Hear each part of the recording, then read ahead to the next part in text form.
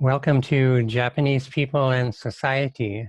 So I'm Steve McCarty, a longtime professor here in Japan, and I would love to have you here with us, but we'll have to do it this way this time.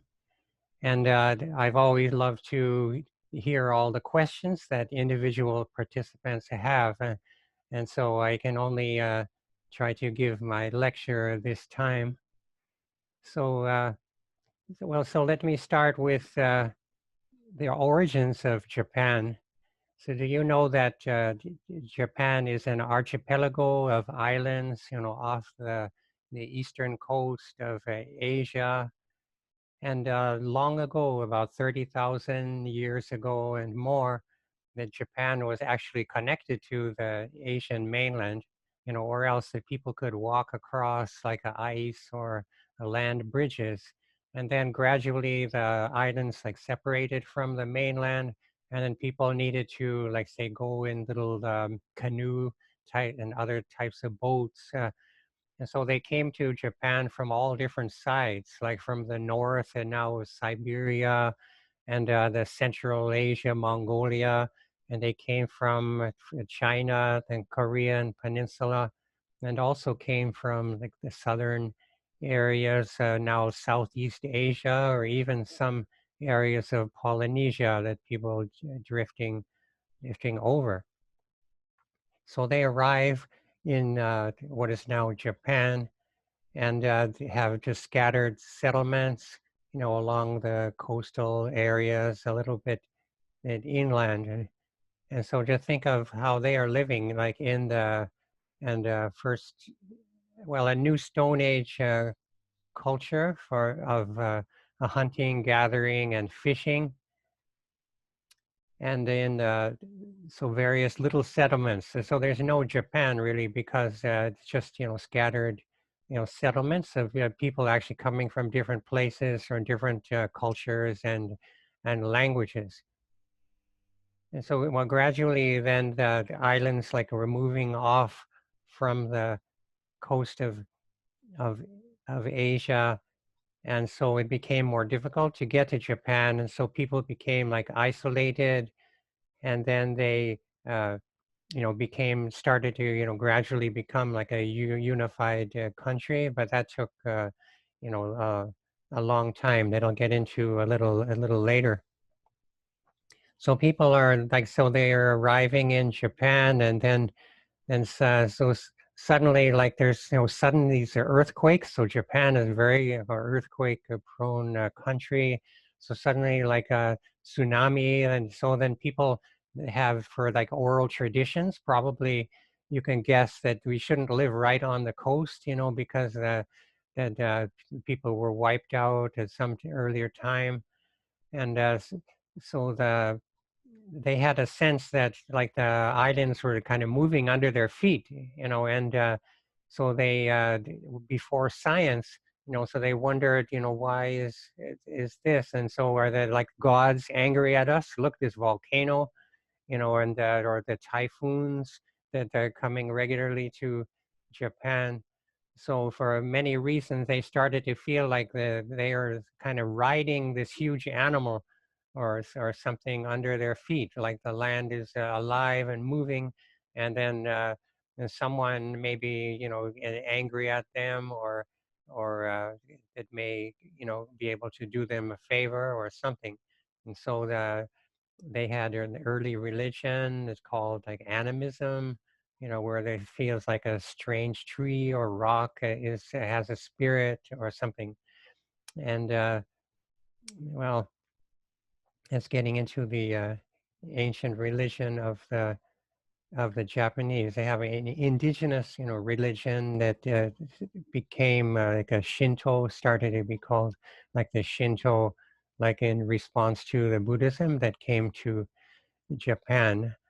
But it was, so we can kind of guess, what the people saw, in their minds, when they developed later. So they started to feel like that, say, mountains could be like the bodies of gods, and or they felt that spirits were living in the mountains or out in the sea. And beneath the sea, there are many, because Japanese were fishing a lot. And so a lot of like myths or legends, developed of like undersea, castles or palaces, guarded by, angry, you know, uh, guardian monsters and that kind of thing. So there's a very rich, lore of legends and myths surrounding Japan, and the founding gods of Japan then were just like kind of a family, and with the relatives, and rather capricious, So yeah, I think it reflects the fact that the environment with the sudden disasters and things was kind of capricious to the new arrivals, and so they felt also that their gods were capricious, and it's you can see a little of similar in like a Greek mythology, where the gods were had some kind of human characteristics and were capricious, or would you know play tricks and do things like that. So and like the geography of Japan, there is an inland sea that divides the mainland islands of Japan, and it was only 10,000 years ago that there was a sudden, like called subsidence, where the land drops down, and then water then rushed in to form this inland sea. And so the Japan has really been very like volatile and rough, rapidly changing, geography, relatively speaking, with many, major earthquakes, like we even saw like in 2011, of the very historically large 9.0 or larger, earthquake that caused a huge tsunami. It killed about 20,000 people, and then cause that nuclear disaster also, that just still is a problem of trying to clean it up a little. And that's way up in northeastern Japan, and then we in JICA and Kansai are in like western Japan, around the Osaka area, that I show you on a map shortly. And so right now we are in the season of, of late fall. And so I'm going to show you my screen.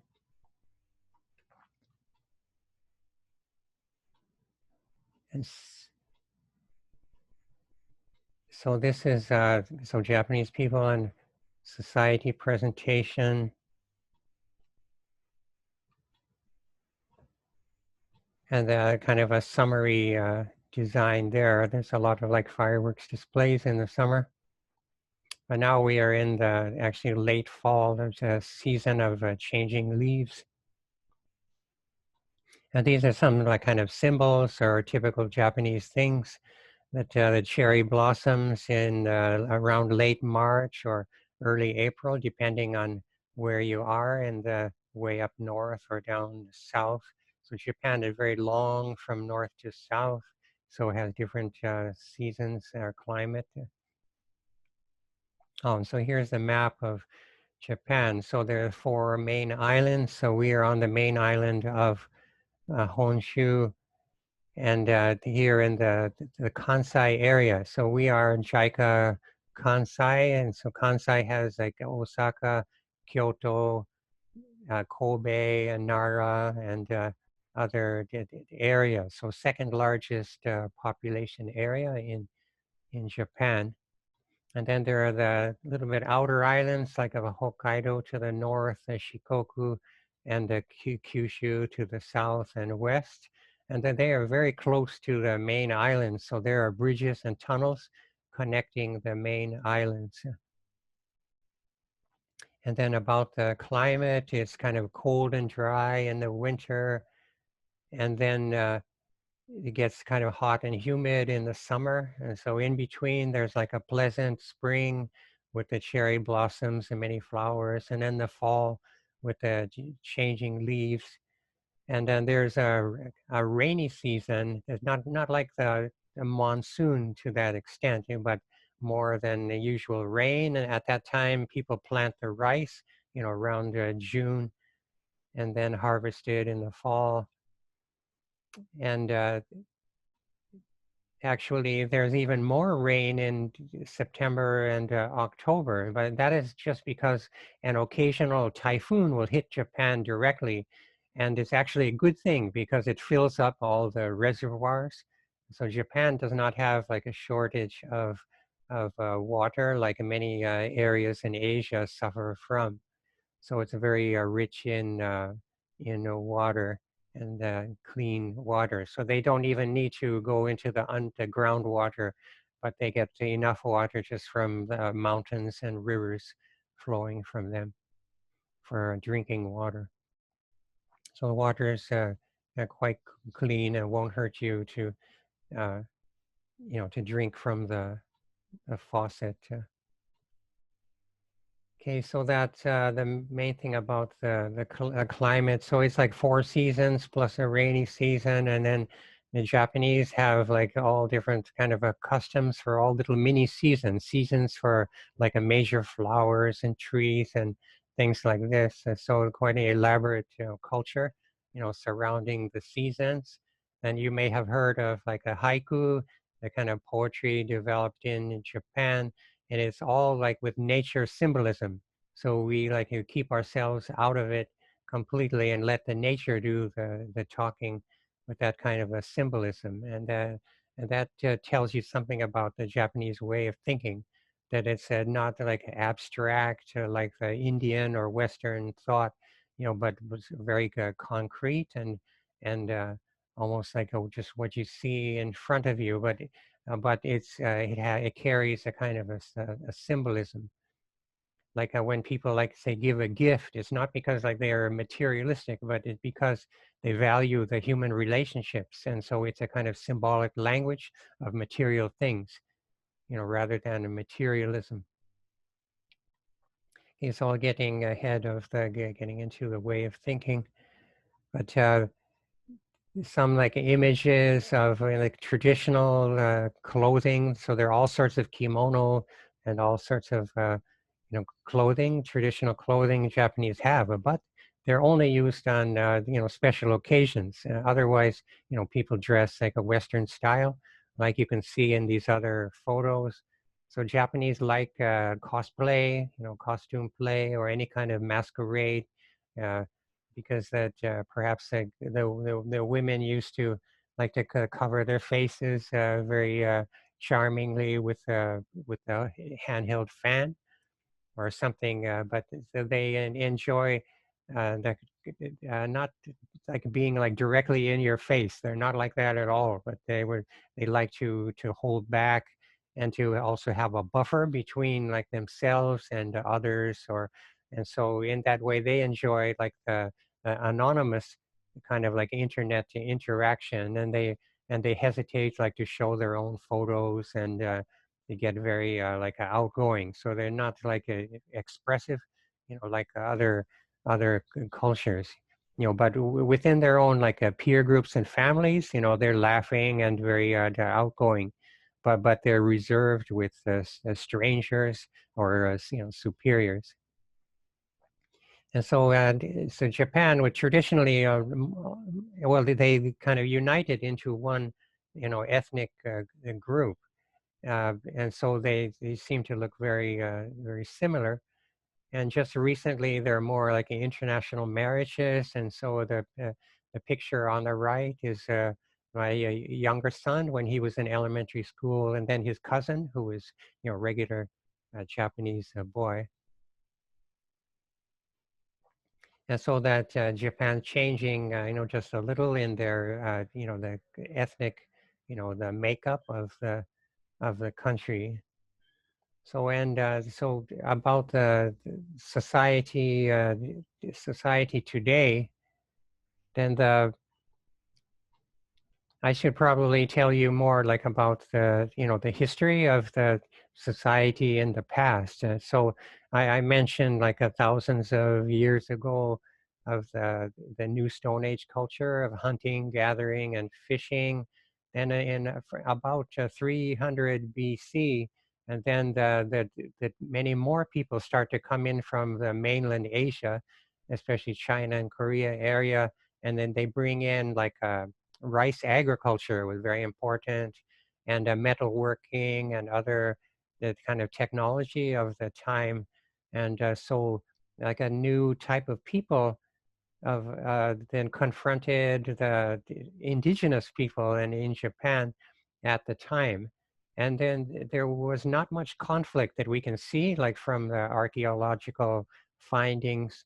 And also you can see from the Japanese language is it's kind of like a hybrid of the very soft kind of a Hawaiian type of soft native language with the the more like the harder kind of language that came from like a China and that area. So Japanese language is very complex and difficult. And one reason is it's a combination of two different kinds of sound systems, and then they have the several writing systems also, like the Chinese characters, and then a kind of a Japanese phonetic alphabet, and then another alphabet for the many words that they take in from foreign languages, and a lot from English and even other languages also.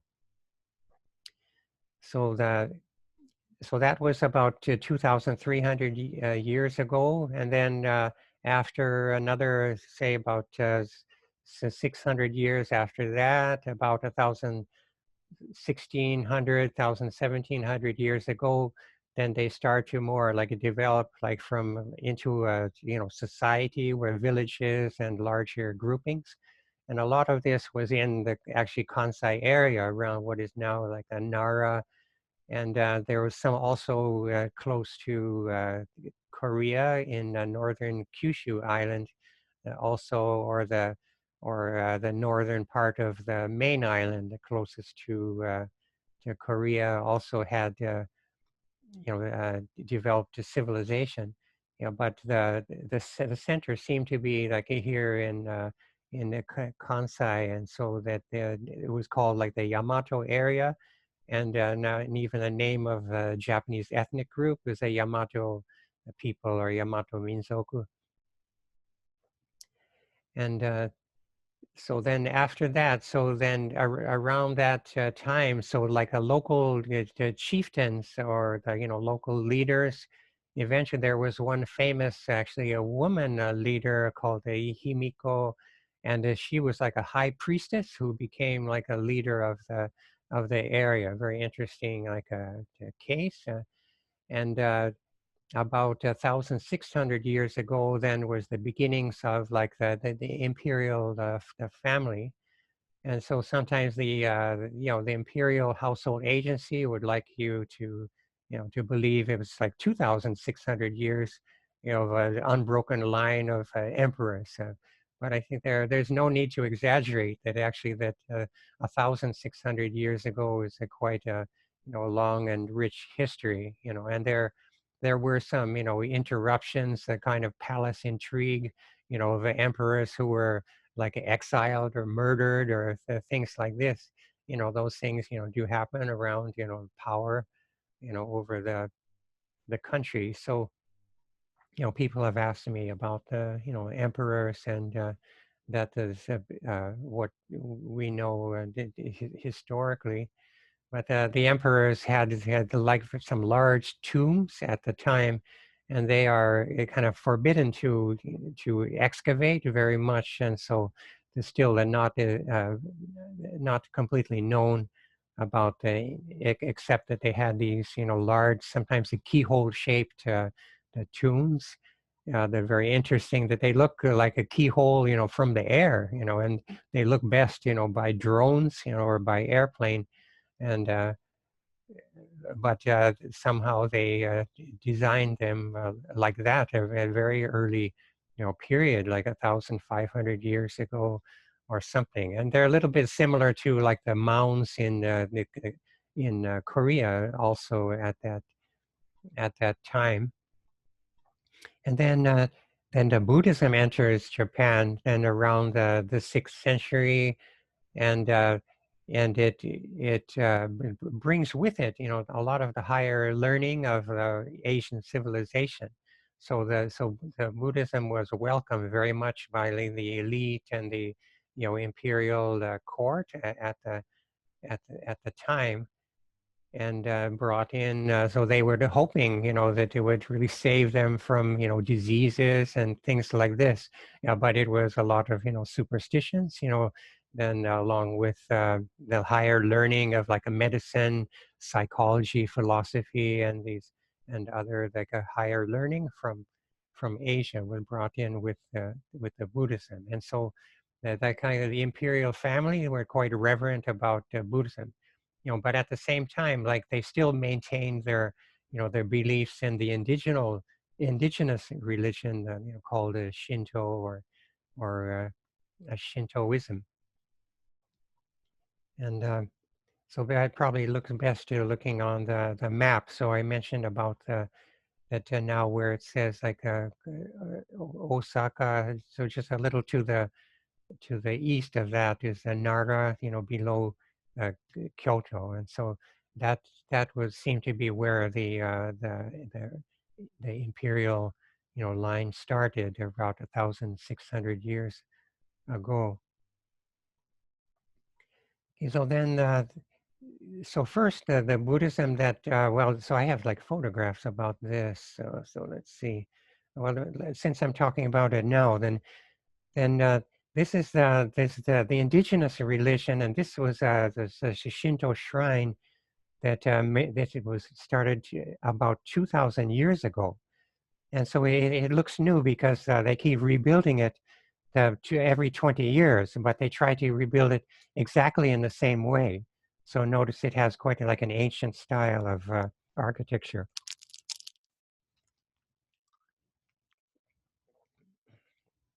So notice how different this is from the Buddhism. So see, notice how different, like the this, and so they can exist at the same time. So this was there when Buddhism first arrived in Japan. Then of course it was very similar to the Asian Buddhism of China and Korea, which had come from India, through Tibet also.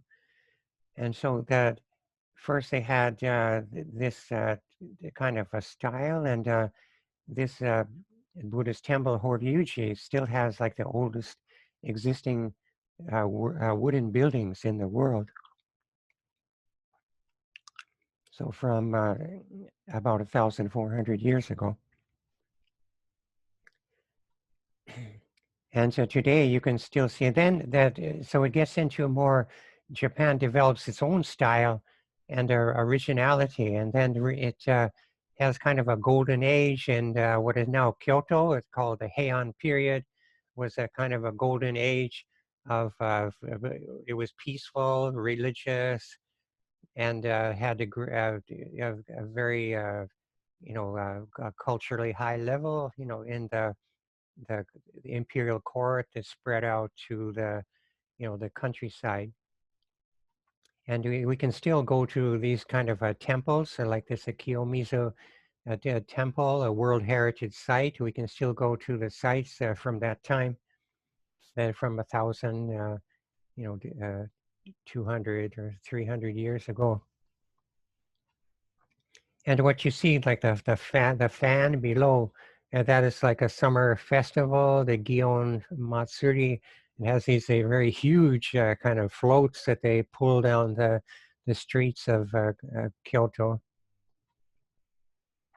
And then now this is more like the season, like where are now. We're making this recording in late November 2020, and these are kind of mountain temples in Kyoto that look like this.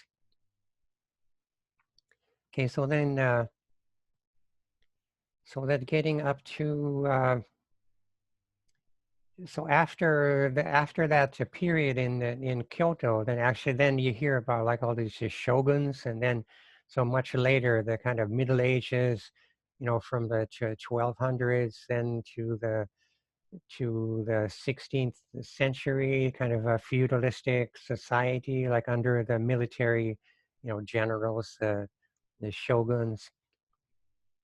And then after that, then finally there's the so-called like a Meiji restoration. So on the one hand, like so the shoguns had all the power, and the emperors, the imperial family, had very little power, during the Middle Ages.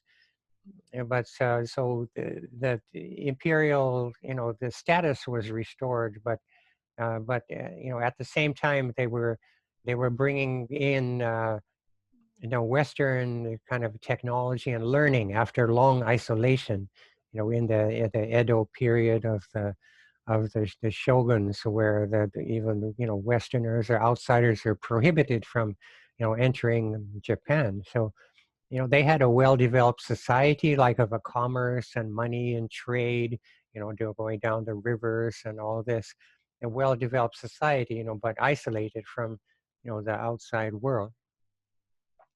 And so then after this, then the Meiji period, and then it gets to like the pre-war, the period where then the indigenous religion of Shinto was a kind of like a misused, to justify like the starting, the World War II and all that, and the kind of to use for patriotism.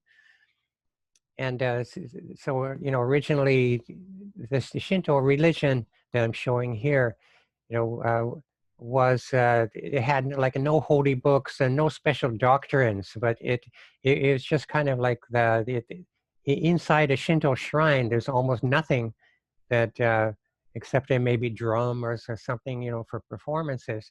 Yeah, but the only religious object may be some little stick or something that connects to like the indivisible world. And so is that really the function of the shrines, the invisible world of the gods and the ancestors that are kind of merged together, like in their minds, that maybe people pass away and then become gods and join the ancestors and various types of gods. And then even like a strange shaped rock or the tree then maybe also serve as a conduit to that invisible world of the spirits. And so because it had really no special written, like a rules of conduct and things, and then people could, they could use it in different ways, but generally had a feeling of like of a purity, that they would not touch anything dirty or about death. And so that the Buddhism then, played that role in Japanese society to that day. And so one interesting thing is that even Japanese people are not clear about their religious, status themselves. But actually, so everyone is more or less like a Shinto, by being born Japanese. But then also each person belongs to a certain Buddhist sect, whether they realize it or not. And it mostly comes up in connection with funerals and that sort of serious aspect of life. And so Buddhism then does have like all the holy books, the philosophy, and all the medicine or ways of healing, physically and mentally, and has all that. And so you can see like kind of a division of labor, so where Buddhism and Shinto then play different roles in a person's life.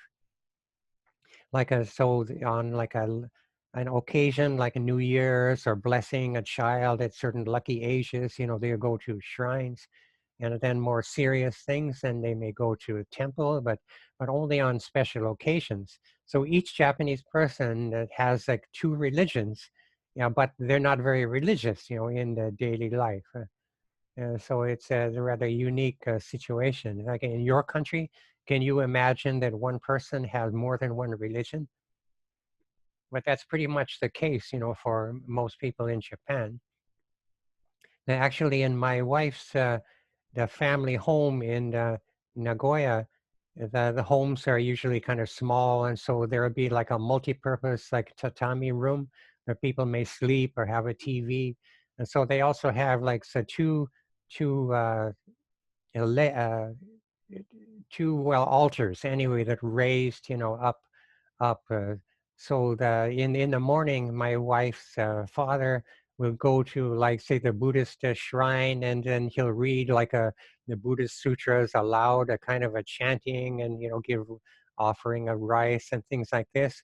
And then he'll step over to the Shinto shrine and he'll wake up the gods, and then do a different ritual, to this Shinto shrine. And so with no sense of contradiction, between the two religions. So they have this Shinto and Buddhism, uh, yeah, but not so much in their daily life. You can see in the right-hand corner the deer. That's one interesting kind of tourist attraction in Nara. Uh, is like they have like a deer park where the deer have lived there for generations, and so they're pretty tame, and they will even bow for snacks from tourists.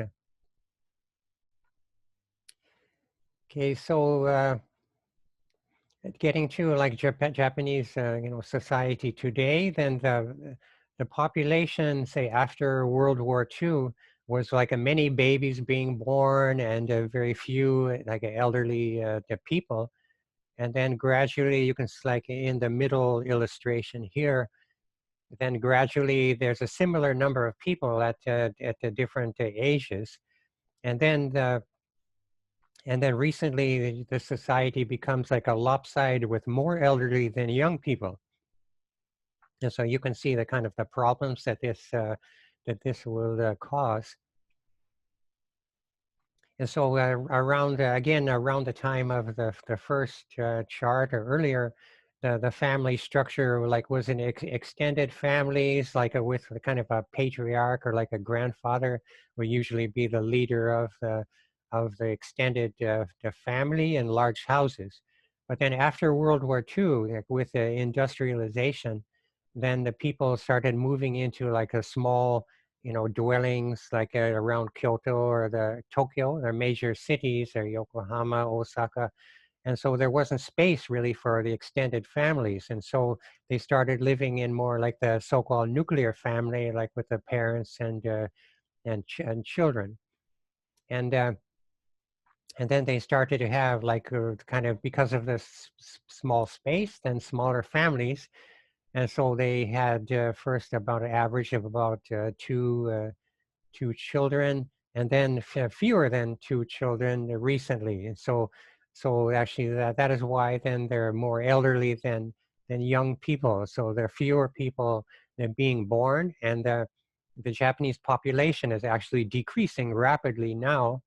And actually, during this the pandemic, even fewer than usual, babies are being born.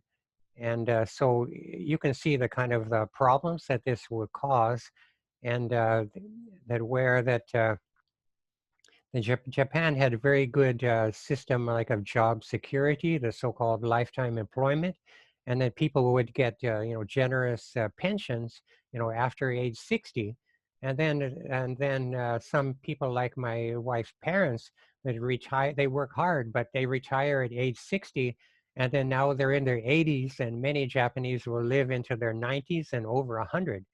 So you can see that it's unsustainable, for young people to work and support so many like the elderly living so long. And so the family structure gets smaller and smaller. Like now that it's surprising that like that many people are actually living alone in Japan. You think of like a kind of a crowded society that's so although Japan like is a two-thirds like a mountain forest, but still most people are crowded into small like urban areas like between the mountains and the sea. Okay, so you can see. So what should people do about about this the problem of the population, of a decreasing population? And you can see in this next chart so that the working population, gets smaller and smaller, compared to the retired population. And so fewer people supporting more elderly. And so the pensions get smaller and smaller. So by the time of my retirement, pensions are much cheaper than my wife's parents. And then in the future, then the people in their 30s or 40s, they wonder if they'll have any, any pension, to speak of at all, or where they have to continue, working endlessly.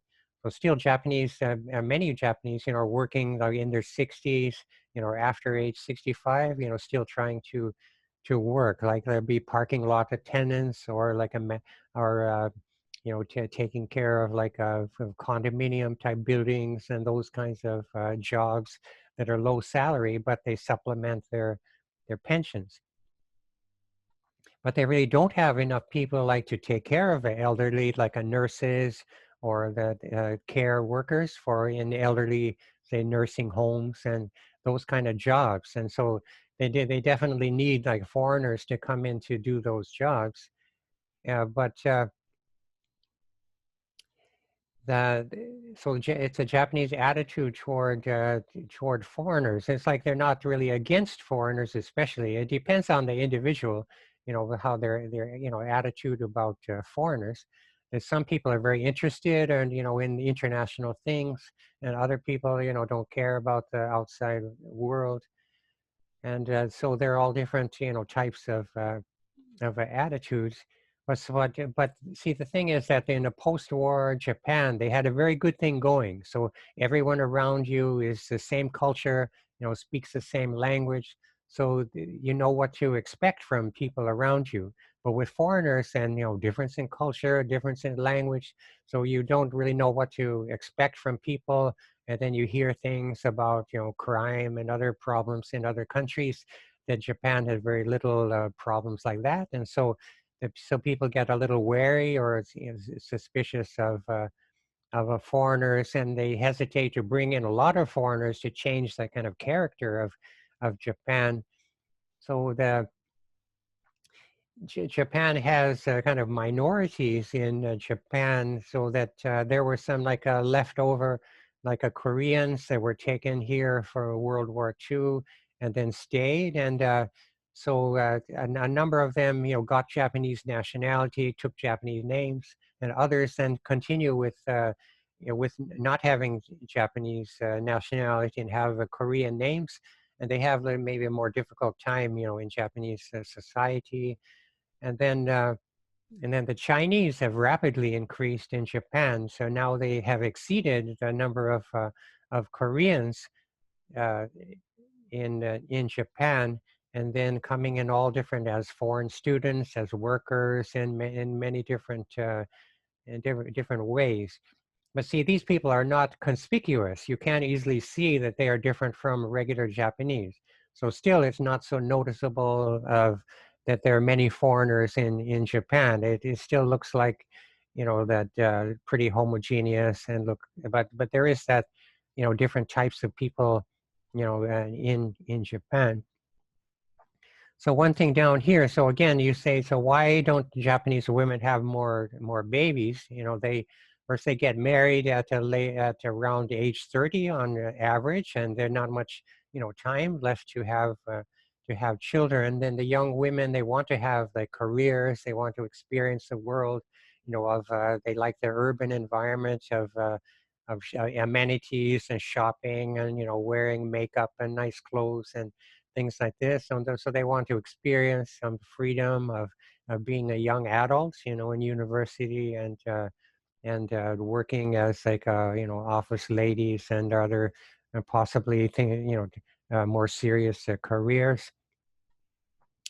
And so you can see below it says when they ask people, why did you have like fewer children than you really want, But so people say, it just costs too much money to raise and educate children. So we parents, that pay everything for kids, like after school studying and hobbies, and then we pay all their like the school and university fees, and will pay even usually for their marriages, marriage ceremonies, and things like this. And actually, that the Japanese are so oriented toward children that really you never stop just giving and giving to the children, the next the generation. So it's very generous in a way, but also then young people can get spoiled, by their easy life, that everything is handed to them.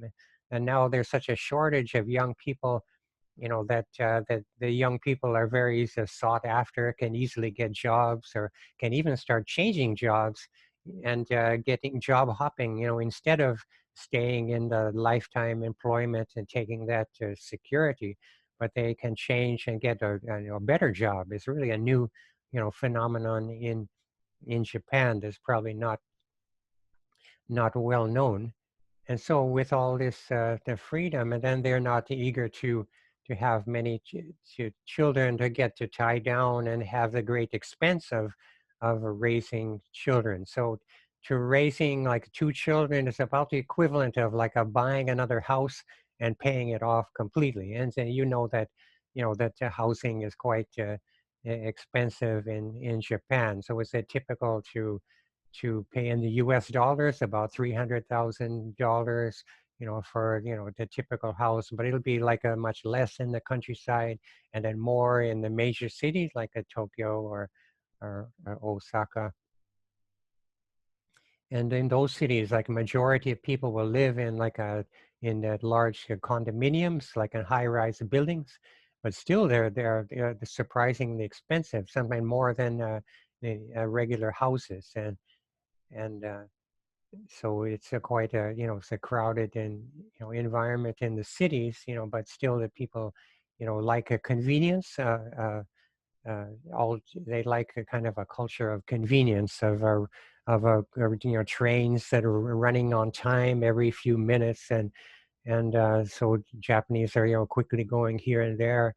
Oh, another interesting thing about their transportation is that the companies will usually pay for the workers to, ride to work, and so there's no incentive really to drive, to work and to pay for that, and so they have very extensive and very successful and efficient, system of trains and also buses for people in inconvenient locations.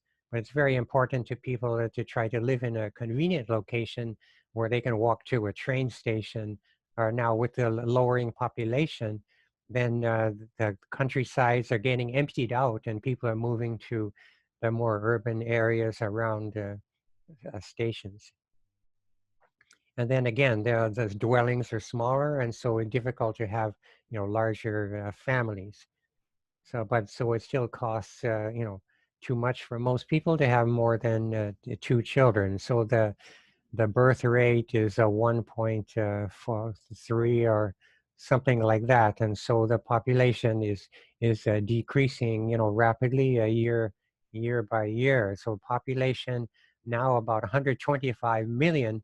The population, we can see a future time where we'll be down to about even 60 million, even half of what it is today. By the next century or so.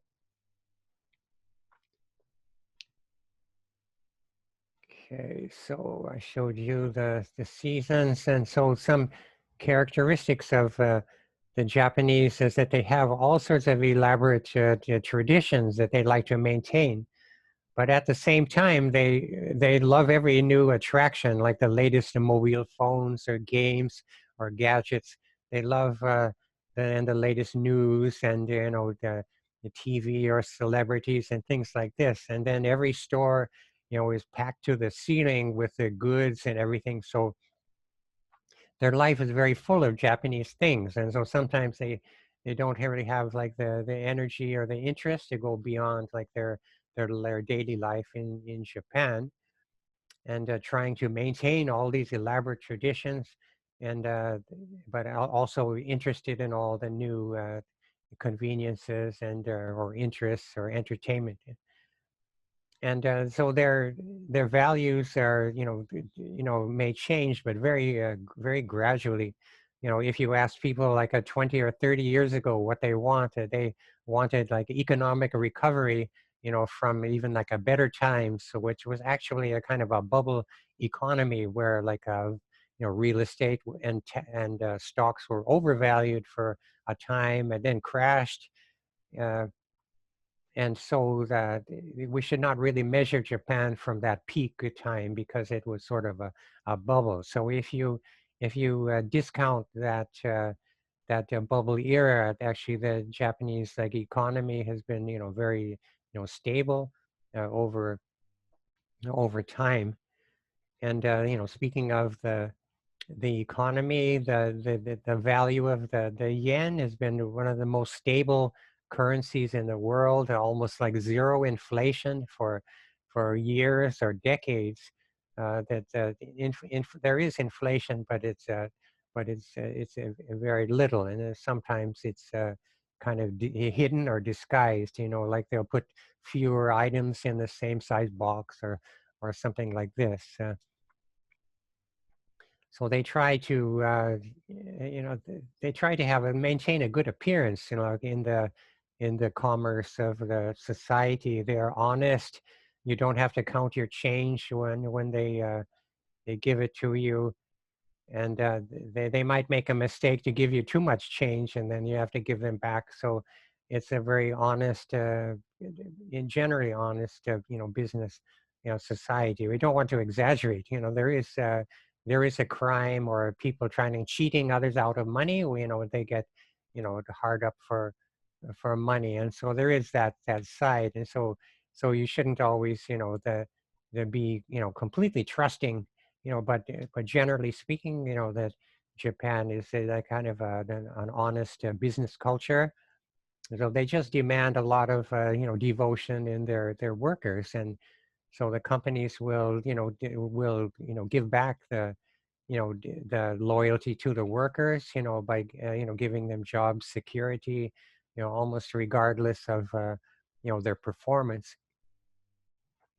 Well, there's been some pressure in recent times for rationalization, and so the increase in workers in the recent times have been mostly part-time, workers, or the workers do not have like the kind of the guarantee of lifetime employment, and so lower paying workers and have a difficult time getting married or having children and so forth. So it's more or less a full employment society, which even needs to be supplemented, by foreign, immigration.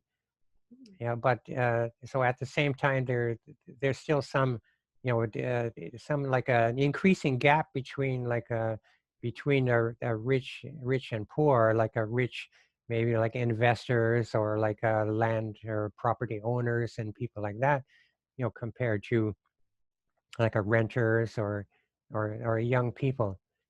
But basically, Japan is a almost completely middle class society, and that if you are in a developing country, I think that this is what you should aim at, like a society like Japan, where most people are at a similar economic level, and so they're not jealous of each other, and they're not like a kind of super rich. They're taking all the wealth from others. So Japan has the very few poor people, very few homeless or poor people or people in absolute poverty, or very, very few, compared to other countries. And then there are also then very few, that are rich people, who are taking, the wealth of others. And so, it leaves Japanese kind of like satisfied, with the way things are. And so it's slow to change. And then, so I sometimes like call Japan like a lonely crowd, because because of their customs, like they're very reserved, and they find it difficult to meet strangers, because of their customs. So one thing is that you can't just like usually talk to a stranger. When I say like I'm lost in Tokyo or something, just ask someone for directions.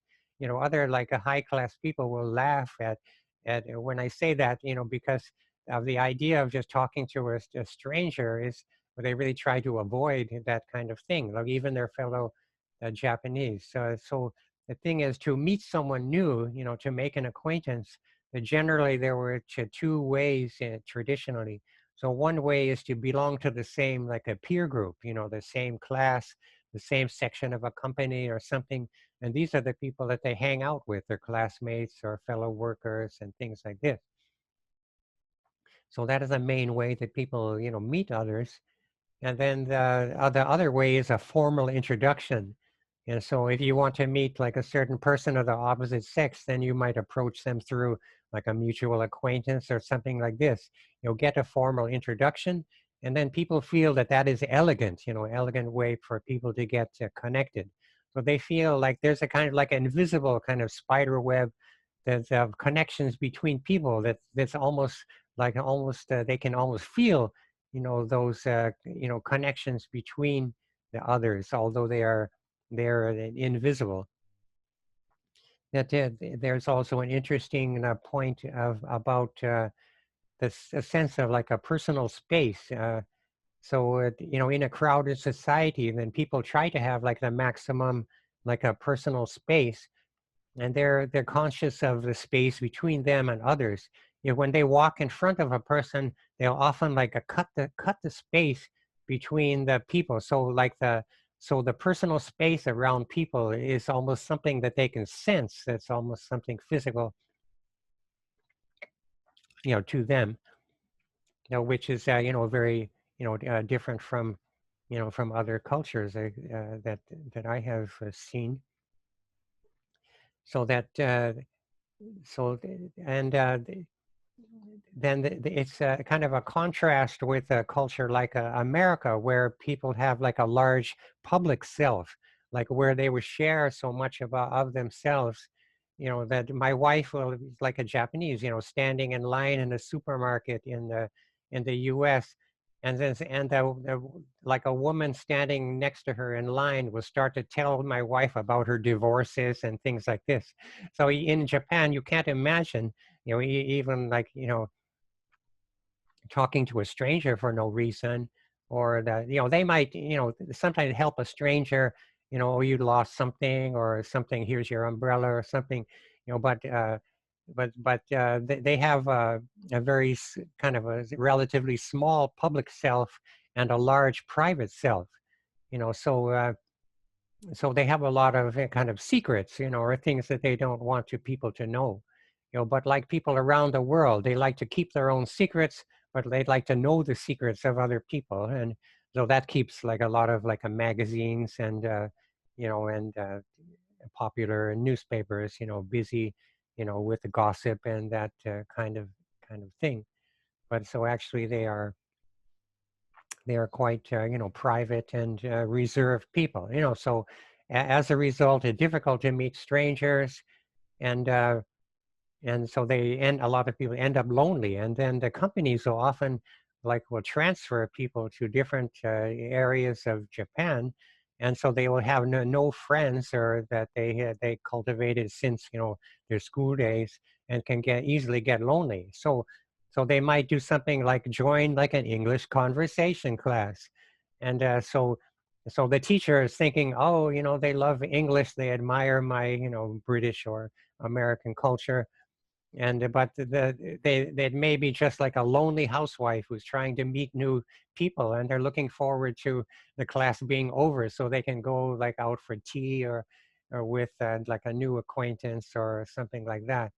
Yeah, because they needed a way to link up with others, a formal mechanism to meet others in that they can feel is even has a kind of like a destiny or something, that or at least a commonality or things in common with others, that they link up through through things in common they have with others, similarities that help link people together. So even if like when people ask me, how did you meet your wife, and I just randomly met her in Hawaii, then people would just laugh at that. But if you say just anything about it, then people will think, oh, it's destiny or something. They like to believe that there's a kind of a fate, or that ways that people are linked together, in a kind of a destiny also. So it is difficult to meet strangers.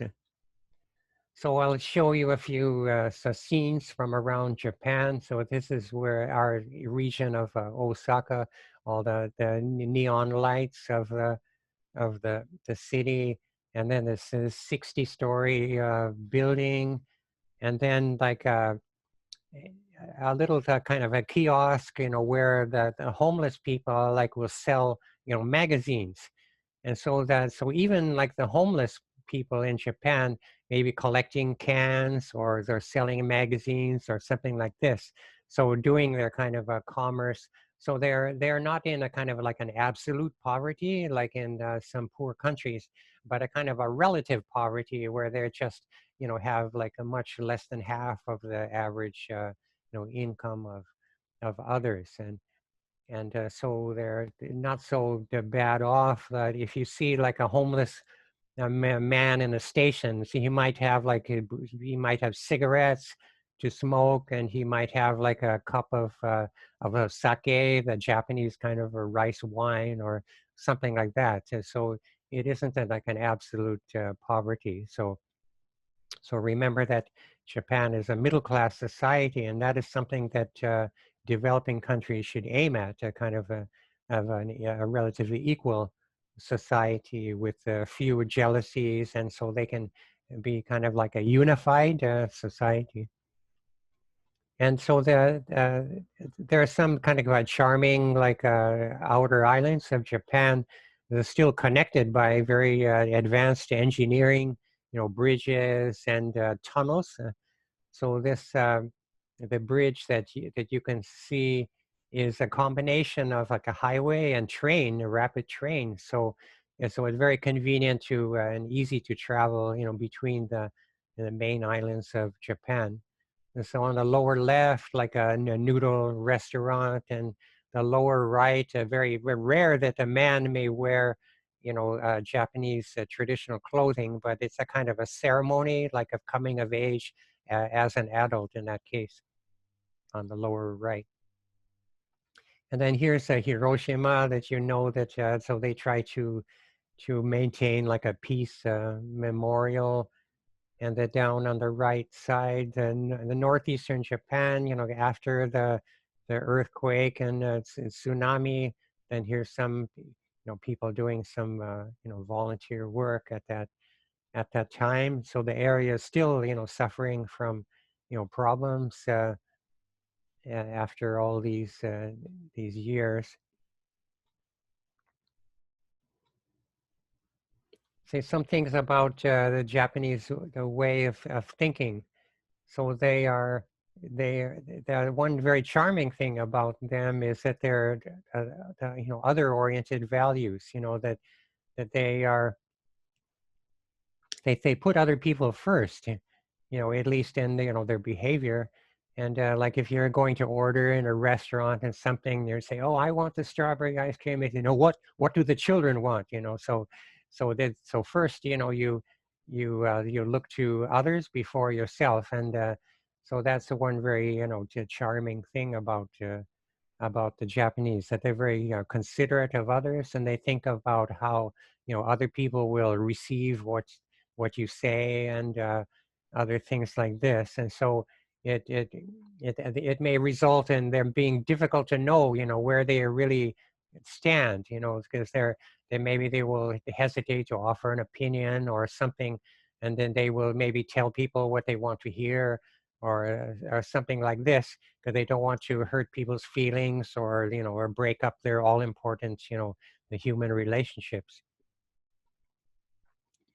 So another thing about their way of thinking is that Japanese society, it actually treats everyone as an individual. You have to take your own exams. You do everything or evaluate it as an individual. They they only have like individual bank accounts, even like a husband and wife. They can't even have like a joint account like in the US or other countries. So uh, and then people are aware of their individual differences to others, but they try not to call attention to those differences, in order to maintain a kind of a harmony with others. And then Japanese society is organized into the peer groups, where people hang around with people in their same category, with people who work in the same office, or the who in the same class in school, or the boys with boys, girls with girls. Then the people tend to like to do things with other people similar to themselves, rather than different people. So, and as a result, then even in the same family, like like say a husband is out like on weekends, he maybe even golfing or drinking with the fellow workers or customers, and then the wife will have her own circle like of other wives with children of the same age, and then like a teenage like a daughter will have her peer group of other teenage girls in her age. Then a younger son maybe has his peer group of boys of a similar age or in his class, and then doing the same sports, or Sarah's going to the same like after school, cram schools to pass entrance exams at the next stage. And so as a result, then families may not seem to be that close. So they're not against each other, but just they spend less time with each other, I think, than people in other in cultures. And so it's difficult to get all the families together because everyone is very busy in their own like a peer group with activities. So just at home, the usually the wife is the center of the family at home, and may even make a lot of important decisions. And then with a man working outside the home is a traditional pattern here. But now our young people are, trying to, get away from that, and then, where they both will work, and even the women want a career also. But it's always difficult to do these things, and at the same time, like to have a family. And there's a shortage of kind of daycare centers, where they can put the child and while the mother works. And so so it's difficult to change like a lot of old ways. And so their concept of time is very strict and very on time. And so you don't want to be late for things in Japan. It's bad manners. And but not to be too early, but just right on time or just before things start. So and then their views of the environment. Traditionally, Japanese have like the image of being close to nature, but I think that after the World War II and the post-war, industrialization, there isn't really much in nature that easily accessible to, a lot of people, and so it becomes a kind of like a decoration in their environment, and they may even prefer the kind of the air conditioned, or heated, like an indoor environments, so like of shopping malls and places like that. And then about like a status and hierarchy. So they're very aware, of that each person like has a little bit different, status. So if people meet and they exchange like a business cards, they have to be very careful about their relative status toward the other person. And it can even change like the language they use, or the level of politeness. So it's better to make a mistake to be like a too polite and too formal. But if you're too like informal, so you try to be friendly, by by being informal, then they might think is rude and they will hold back, then, and when they might correct you, in for not being at the right formality, whereas they will not correct your Japanese grammar or something like that. They let that slide. And so they're very concerned about hierarchy or relative status of people. but it's almost like a taboo to talk about it. And so if you go into like a group of like say Japanese like engineers or something, they'll all be dressed the same, and they all have two children. And so you know you don't know the difference, but one guy, very humble and everything, will be a super VIP, and it's very difficult to even know the who really has the power, because they don't show their power. But the Japanese know among themselves, the differences, you know, among themselves. And then so the male female differences. So some of like our female students, like in university, they believe that males and females are equal. So I mean, it's going in that direction. But traditionally, like Asia and Africa and other regions, we're kind of a man's world, and so so now they have like a laws of like say equal pay for equal work or something, but it's still really haven't not reached that ideal. So it's like human rights, it's an ideal and not a reality, at least yet. And so there are still some differences in, the way that males and females are treated, unfortunately. And then it may be related to status, but then age is very important to Japanese people. They're very curious about like how old you are or something. And so that may be the first question that people ask you, how old you are. That age is very important to them, since maybe that it's rude to ask many personal questions. But if you know a person's age, then you can guess certain things about Japanese people, because they tend to do kind of like age appropriate activities, um, in their own way of thinking.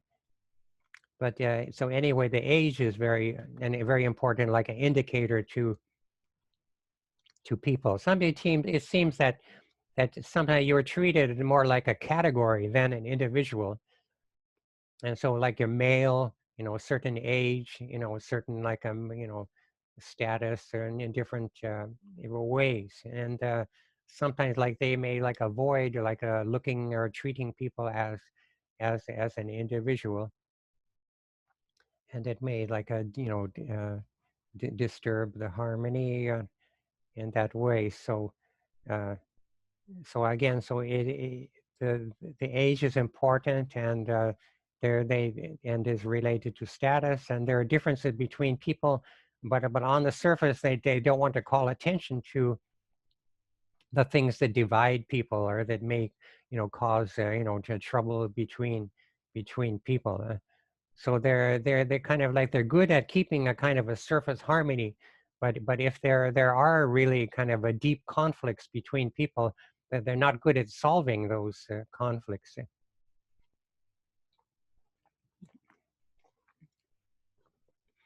So sometimes people have asked me, why there are a lot of suicides in Japanese society. So then it's kind of related to their tradition and way of thinking. So traditionally, that people could like commit suicide, like to take responsibility, for problems. So if if there's some kind of failure, then so committing suicide would be a way to take responsibility for it. So the so let me leave you thinking for a moment. I'll have to go out and be right back in just a minute, but about human relations being most important to them.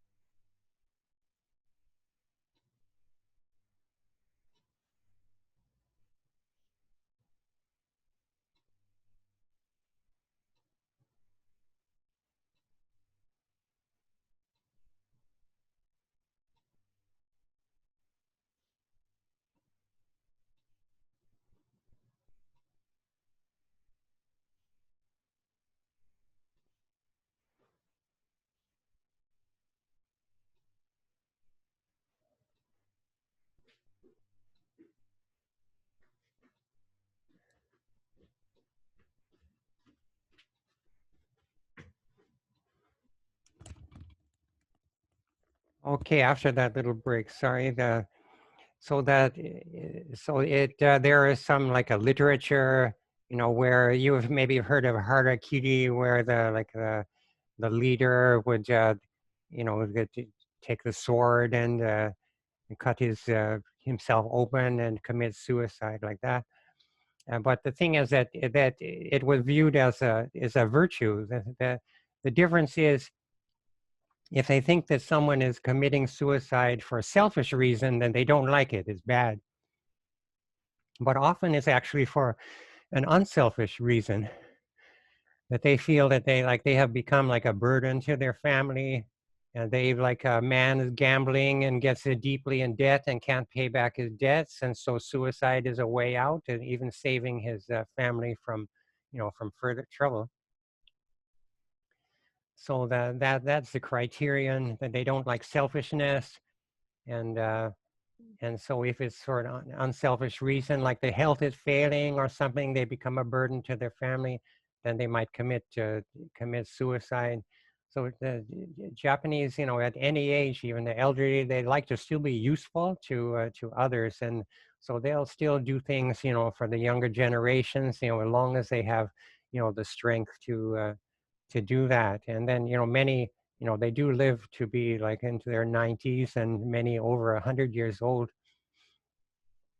In their 90s, they're still riding, buses around, and still able to do some things, but it's becoming a problem in society of having so many, very old people.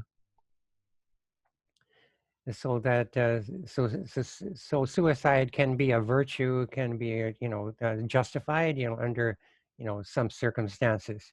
So there are some countries that have more suicides, than Japan, just because they have more, social problems.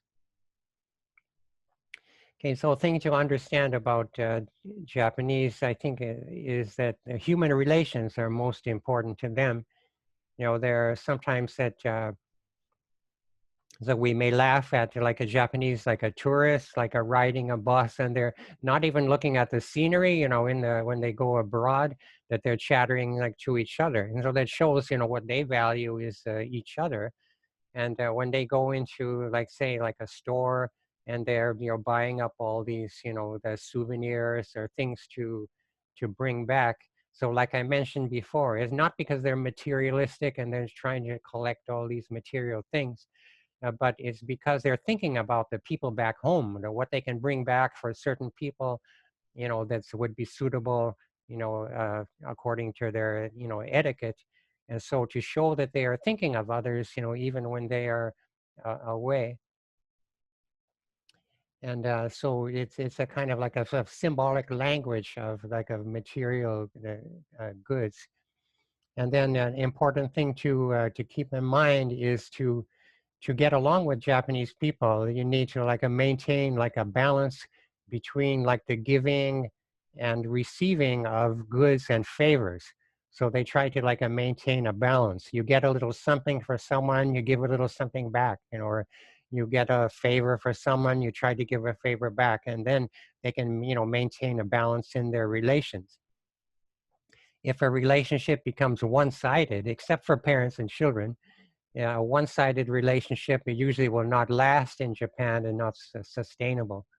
So you think about maintaining a balance of giving and receiving.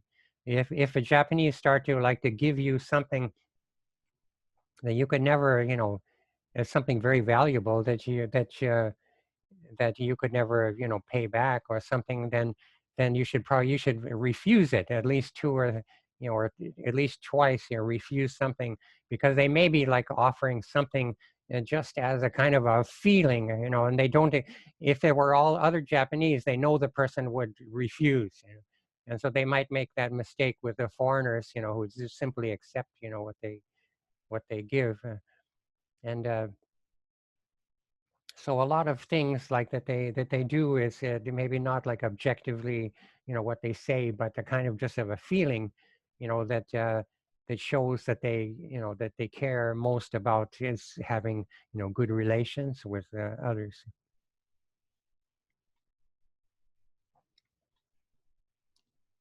Oh, so that getting a little more like into their complex, social behavior and relationships. So they seem to have like a levels of, social distance, between people. So they have like, and then different behavior, according to the kind of social distance to others. So they're almost like they're shifting gears, according to the different types of relationships, and they can act very different, to different people. And so, like, so in their intimate circle, of like a family and friends, then they're very, like outgoing and laughing and all these things. And so they're not, so Japanese are not necessarily shy or introverted, certainly not with the people that they know. And so when the typical image of a Japanese is in like the kind of the middle distance of face relations. So in face relations means like the people that you should like to make greetings to, like if you see them or something. So if in like a company or a university or something, then you would greet people of any status, like the cleaning workers or anything, which I do. People of all status, greet people like that because they are in your, in your group.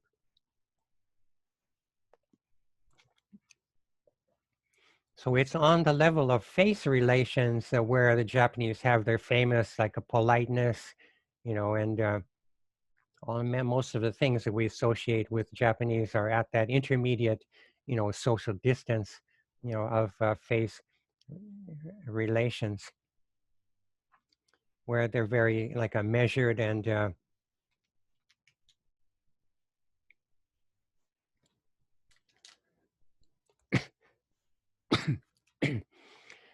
careful of, of what they say, but they are involved with you. So if you go to Japan, then anyone, in your institution, then, should give greetings like in the morning, like Ohayo gozaimasu, or konnichiwa, hello, and that to people in your, circle. So then you will have a face relationship with them. But so keep in mind that, so they have some like a reserve, and they would not be reserved really with people who are closer to, themselves.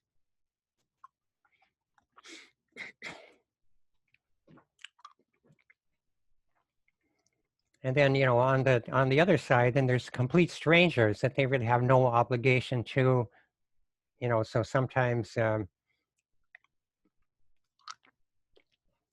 like people anywhere, if there's a big sale or something in like in the basement of a department store or something, then people might get a little, aggressive, and yeah, but generally, they maintain a certain politeness, but they're not obligated, to help strangers in particular. It depends on the individual, whether they will help a stranger or help a foreigner or something they sometimes they just don't have the confidence, or the language, ability. But if they do, then usually they will be helpful to strangers. But it's not an obligation to them. And obligations are very important. We'll get to that in a minute. And so so it's not only like the face relationships, where the politeness applies, but there are different levels, a different social distance. So usually when we think of like a mama-san, or if I'm called Steve-san or something, it sounds very charming and intimate, but actually to put a kind of like the honor on the person, actually maintains a kind of a distance at the same time. That if you were really close to someone, then there would be no honorifics, or no, no honoring the person, or, neither above nor below, if you were close enough to the person. And so when they call someone son or something, then it doesn't maintain a certain distance to the person. And sometimes it can be a little bit, surprising to us. So we think, like we as Westerners think, well, we want to, get to know you more and more, so we think of people as becoming closer and closer. But a lot of Japanese seem to like maintain the same distance to the person, like throughout their whole, no matter how many years go by, they maintain the exact same distance to you, that you can feel a kind of, social or psychological distance from that person. You get no closer and no farther away. If you try to get closer to them, they may move away. And so always maintaining the same, distance from the person. And so again, that is that's an area of face relations, and so you can't force people to be more intimate with you. And so all this, like a politeness or like an indirectness or formality that we associate with Japanese people, does not really apply to when people are close to each other. But they generally avoid confrontation. So I mentioned before, like they're good at like maintaining a kind of a surface harmony with others, and they avoid confrontations, and so they avoid saying no or something. They just will not follow up on something later, and then you start to realize that you know uh, that they really were negative about something, but didn't show it at the time. And but you have to kind of like read people's atmosphere, like in Japan. Like if a person's like a face gets a little cloudy, it looks like the blood is being drained out of their face or something, then that's telling you no, to whatever it is you want. But they will avoid, of confrontations, and where they really don't know how to solve, conflicts between people. So another characteristic, they have a strong sense of like of the inside and the outside. And so one way that this works is like they divide their world into Japanese things and foreign things. And I think in some countries, like they'll divide their world into the different ethnic groups, like, the different races of people and things like this. But in Japan, there's a Japanese food, Japanese style, this and that, Japanese style clothing, and then others are foreigners. And so that they seem to divide everything between the Japanese and the non-Japanese. And so, there's no use trying to, cross over into, being, you know, you'll never be seen as a Japanese. So even if I could get, citizenship, which I easily could, but you always still be viewed as a foreigner. So they have a strong sense of inside and outside that they call uchi and soto. And the soto, the word for outside, is also used in the word for foreigner, like the gaijin or gaikokujin, so that that the gai is the same as the soto, meaning the outside person. And another characteristic is about inside and outside is what we call honne or tatemai. So honne is what the person really feels inside, and they usually will not show, their true feelings. And maybe with intimate people, they may or may not. But tatemai is more like the persona or what you show to others. And so usually that's what you get from Japanese. They are really good at playing roles, rather than like, oh, be yourself, but rather than that, they are like playing a certain role that sometimes their designated role, in their company or family, just playing the role that they are given. And they do that very well, so that I think most Japanese could get an Academy Award for acting, I think, according to the situation and what is expected of them.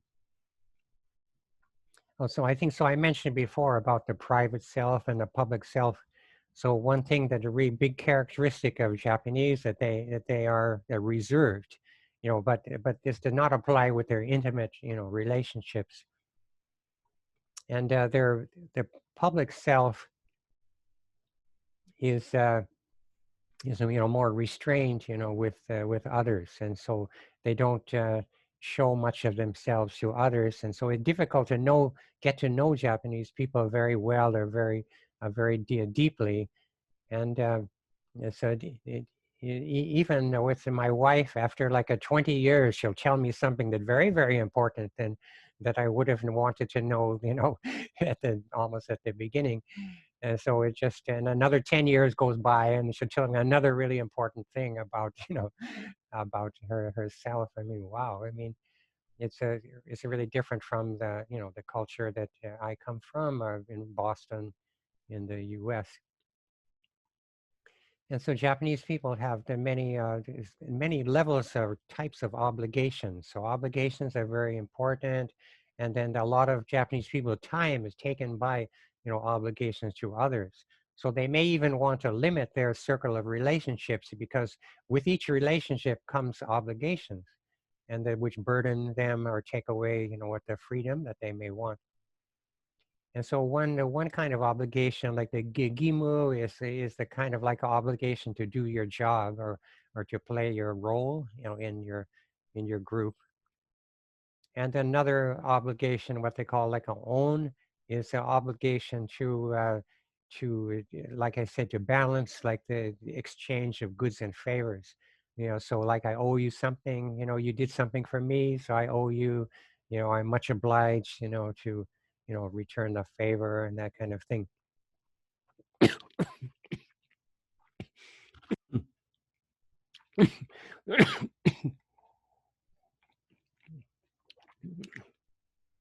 And then there's another, and even the deeper kind of obligation called a giri, which is like the loyalty of like a child to the parent, or even like of a citizen to the emperor during World War II. So where they were willing to like to go out and, like the kamikaze pilots, to sacrifice, themselves, for the emperor. So that kind of obligation is more important even than your own life. Well, kind of interesting story about the word kamikaze.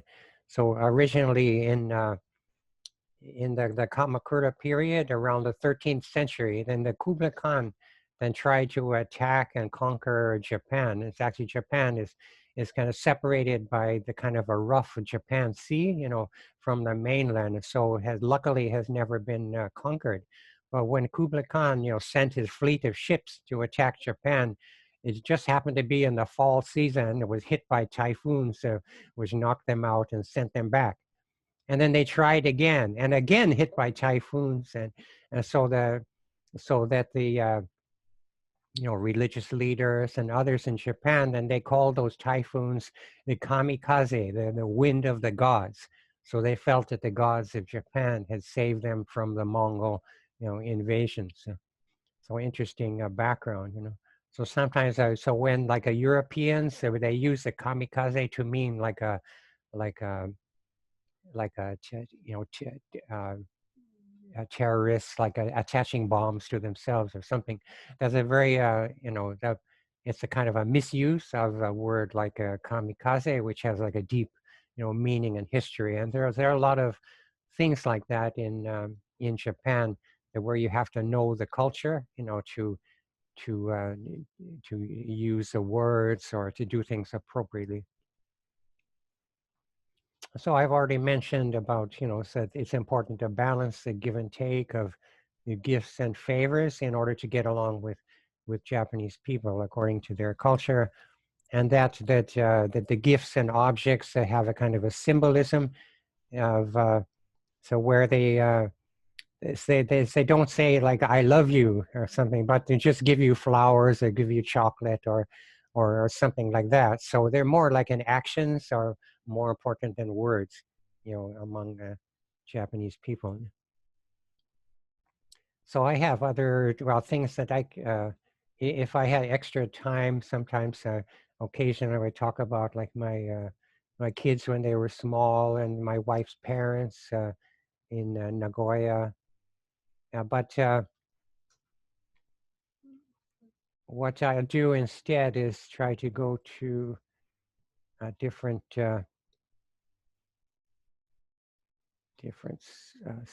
slide here.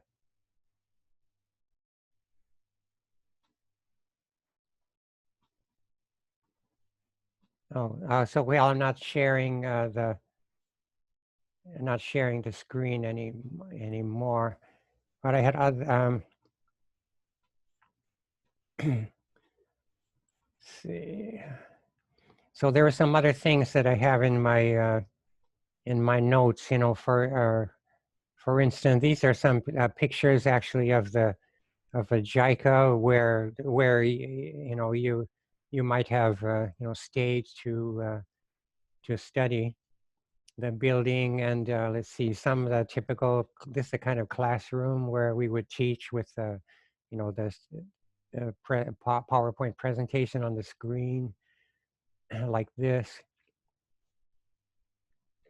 And I have some well, maybe this is a better one, is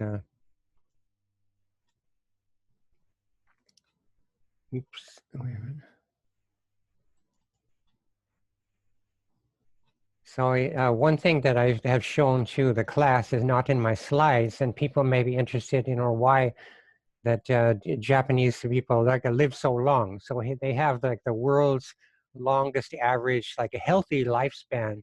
So that like a healthy life of 73 or more years, you know, where they, you know, may live to be like over 100, but the average healthy life years where you can be active and do things, you know, is over 73, the longest in the world. So you may be interested in how Japanese people do this. So they have a great variety of food that they eat, all different types of things. And then in the manufacturing of food, they have very strict standards, you know, so people don't get, you know, food poisoning or sick from their food. And so they have very strict, you know, monitoring of food that people eat. Next thing is like the water is very abundant and clean. And as another important factor, you know, in staying healthy. And then the sanitation is very good, or the cleanliness. So Japanese people are very, you know, clean people, and they, you know, take a daily bath or shower. And so they're generally very clean in their habits. Then they already had a habit of wearing masks, you know, to protect others and themselves, you know, from influenza and things like this. And so they were perhaps like a more ready, you know, than other, you know, cultures, you know, for contagious diseases. So another reason for long life, so good health habits. And they have like a good public transportation, so you don't just like sit in your car and go to work and sit in your, you know, job or something, but they get a lot of exercise. And then as a result of, you know, people not all driving to work, and then the air is cleaner than a lot of other urban parts of the world. And then the socialized medicine is very important, and almost everyone is covered by, you know, medical insurance. That so you pay about like you know, 30% if you're a worker, 30% of your medical bills and the dental bills, and so people can get good, you know, care for the teeth as well as regular, you know, medical care. And so the level of medical care is pretty high. And so you have to, you know, make your own judgments, you know, but generally the level is high. And then Japan is a very safe country. It's a very low crime rate. You know, crime does exist, but it's just a very little. And then there's a good infrastructure, so including like the trains and buses there. So there's very nice roads, and everything is well taken care of, and so there are relatively few accidents, so shortening people's life, and so they can still live long. And then the economic, stability, of people mostly living in the, middle class lifestyle. So not too much luxury or not too little. And so that also contributes. And then they have the traditional values that they've still maintained, that they're able to trust strangers, like on the street, so they know what to expect from most people. And so that a society where you can walk across the street and not expect, some crazy driver to run through the intersection or something, that you can pretty much like trust strangers, so that helps. And then traditionally they had like a communal society, although it's much more like an individualized now, but there's still some traditional values that they help people, where people helping each other, that helps live long. And then the way that they, value relationships, contributing to the group, gives people like a reason for living. And so the reason to live is each other, pretty much.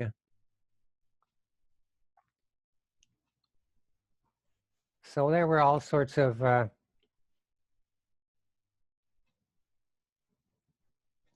other things that I could show you, but that will probably give you, a flavor of Japan. So introducing Japanese people and society. So so we hope very much that you have a chance to come to Japan someday, and you can confirm that all the things that I have been saying. So we wish you the best in your studies. So again, so I am Steve McCarty, and I'm available on social media at the WAOESTEVE, at Facebook and Twitter, and to have a strong web presence, publishing things about Japan and other fields, including like e-learning. And so as I hope you enjoyed my presentation, and thank you very much for listening.